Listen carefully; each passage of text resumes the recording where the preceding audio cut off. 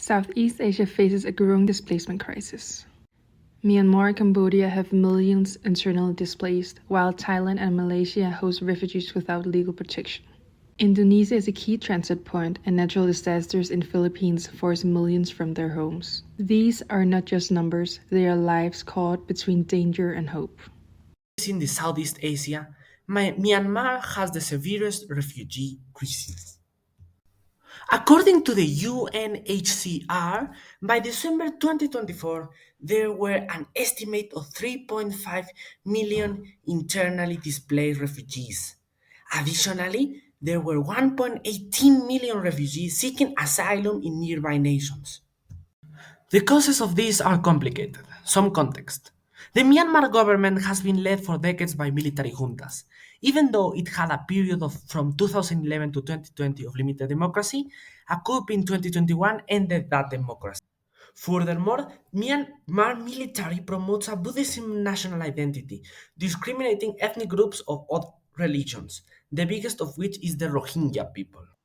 Some ways in which they have discriminated against these minorities are excluding them from citizenship, military campaigns, no legal protection, and limited basic services. Since the military coup in 2021, the military has been clashing with ethnic armed groups and with the People Defense Forces, aligned with the government in exile formed by elected officials. This has escalated the refugee crisis. The top destinations of refugees are Bangladesh, Malaysia. Additionally, there is limited humanitarian aid as it is not a top objective of global powers, When we and look at Southeast Asia, many of the Thailand conflict stands out as areas one are of the those of region's the main ethnic destinations for people minorities displaced by conflict. discriminated by the junta. From the So, the 1950s to the junta censors many 1970s, of Thailand those received a areas. large number of people fleeing from the Overall, Indochina these Wars. conditions make the Later, refugee from the crisis in 1980s and Myanmar onward, new one of the waves arrived as violence in Myanmar increased. Today, Thailand hosts a wide range of displaced people. More than 80,000 refugees from Myanmar live in 9 shelters along the border. About 5,000 urban asylum seekers from over 40 countries live in Thai cities.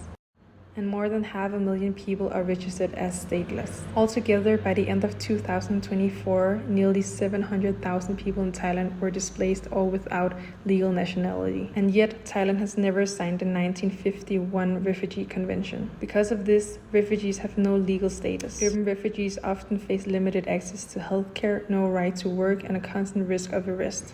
Many fleeing the current crisis in Myanmar are not recognized at all. Migrant workers, both regular and irregular, also face exploitation and trafficking. Turning to Malaysia, we see a different story but a similar outcome. Malaysia has also not signed the Refugees Convention, and it does not recognize refugees under national law. It hosts around 181,000 refugees asylum seekers. 80% come from Myanmar, including 100,000 Rohingya Muslims. However, under Malaysian law, all refugees are treated as undocumented immigrants. This means no legal right to work, limited education and healthcare, and a constant fear of arrest. Many have lived in the country for decades, but yet remain unprotected. There's been some progress through UNHCR and local NGOs, but daily life for most refugees in Malaysia remains insecure. When we compare Thailand and Malaysia, a clear pattern appears. Both host large refugees populations, and both have chosen not to sign international refugees agreement. And neither has a national asylum system to distinguish refugees from other migrants. As a result, refugees in both countries live in fragile in-between space shaped by conflict, displacement, and the limits placed on them by the states that host them.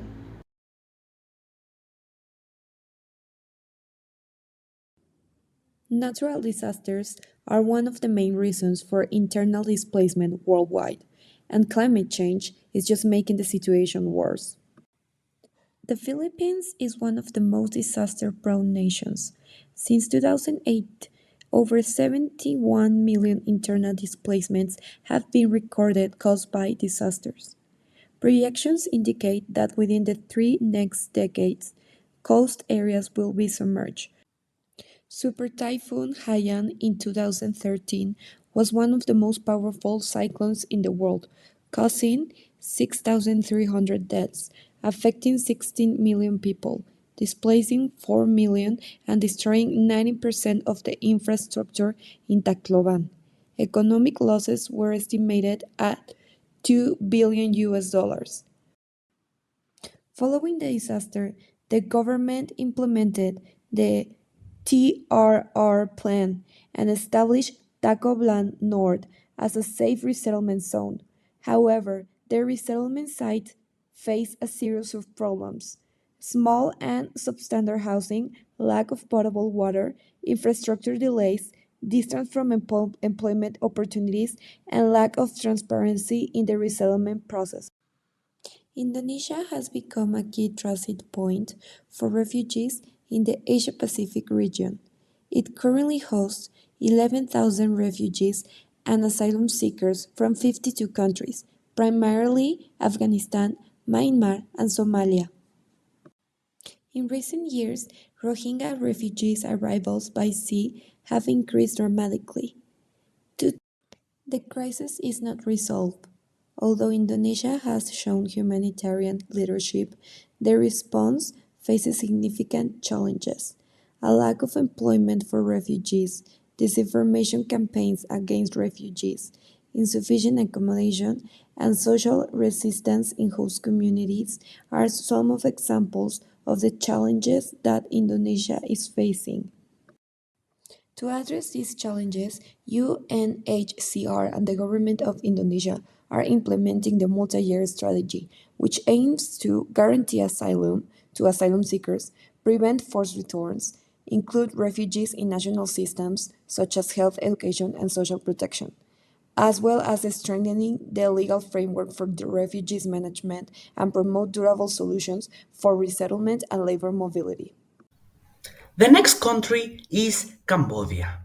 Historically, Cambodia saw large numbers of its people displaced as refugees. Hundreds of thousands sought refuge in the 70s during the Khmer Rouge regime, a radical communist regime that was responsible for 2 million deaths. Today, as of 2024, there are around 11,000 refugees from Cambodia in other countries. The reasons for leaving is mainly due to the violence inside the country and tensions in the Thailand-Cambodia border. On the other hand, less than 30 refugees are asking for asylum in Cambodia. Finally, Cambodia also serves as a stop for refugees on their way to Thailand or Vietnam. Southeast Asia faces a reality we cannot ignore. Millions of people are displaced by conflict, persecution, and natural disasters. These stories are not just statistics, they are the lives suspended between hope and uncertainty. Resolving this crisis requires more than temporary assistance.